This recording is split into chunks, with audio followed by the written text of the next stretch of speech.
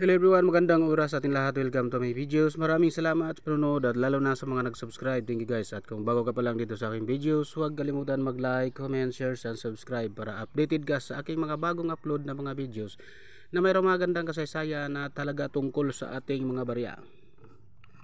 Guys, ito yung tinbat ng Thailand guys. Mayroong taon na 2018. So bago tayo magpunta guys doon sa ating siling online guys, dahil naglalakihan ang kanyang presyo doon sa ating mga siling online, tapusin muna natin ang kanyang features dahil napaka-importante rin na malaman din natin ang tungkol dito sa baryang ito ng Thailand guys. Ito yung features guys. Ang issuer ay Thailand, King Fra Bahira Clau Rama Datin Bahira Longkorn 2016 na kanyang date. Meron siyang type na standard circulation to coin.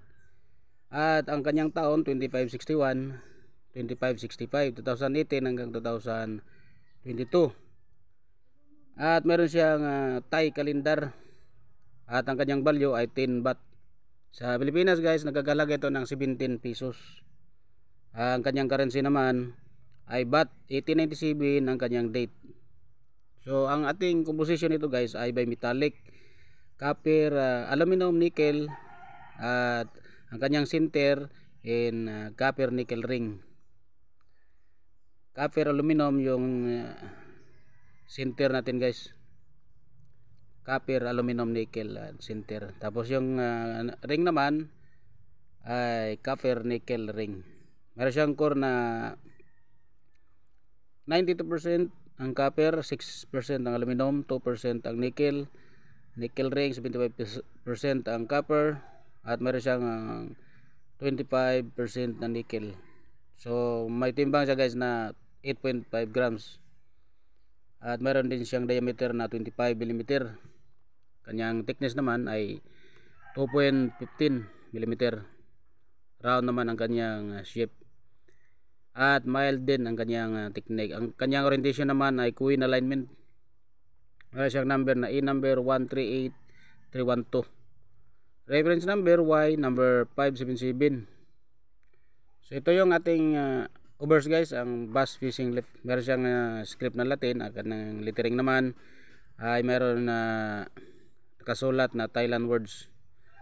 At kung sa translation, Moha Bahira Longkorn Rama 9. At ang reverse naman natin, ito yung ating reverse guys. Ang crown monogram, mayroon siyang script na Thailand script. At ang kanyang lettering naman Thailand words din. Translation Thailand B2561 10 baht.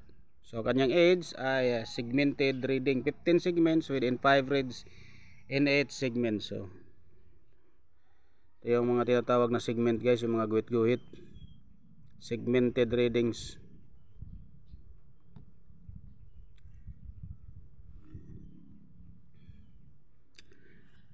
So mayroon tayong mens dito guys, ang from Korea Minting and Security Printing Corporation sa Daejeon, South Korea. 1951 naman ang kanyang date.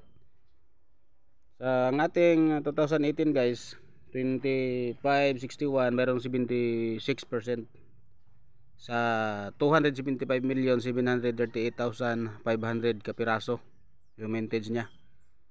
26 pesos naman ang kanyang very fine, 37 pesos ang extra fine, 39 pesos ang about uncirculated, at 50 pesos ang kanyang uncirculated sa ating 2018. 2019, 2562, meron lang siyang 10%, 272,150,100 pieces.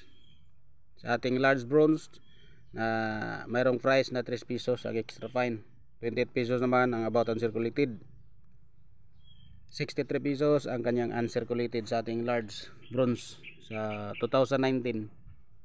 At meron din tayong small bronze guys na 2019, 11%, 31 pesos ang extra fine, 98 pesos about uncirculated, at 100 pesos ang ating uncirculated sa ating small bronze.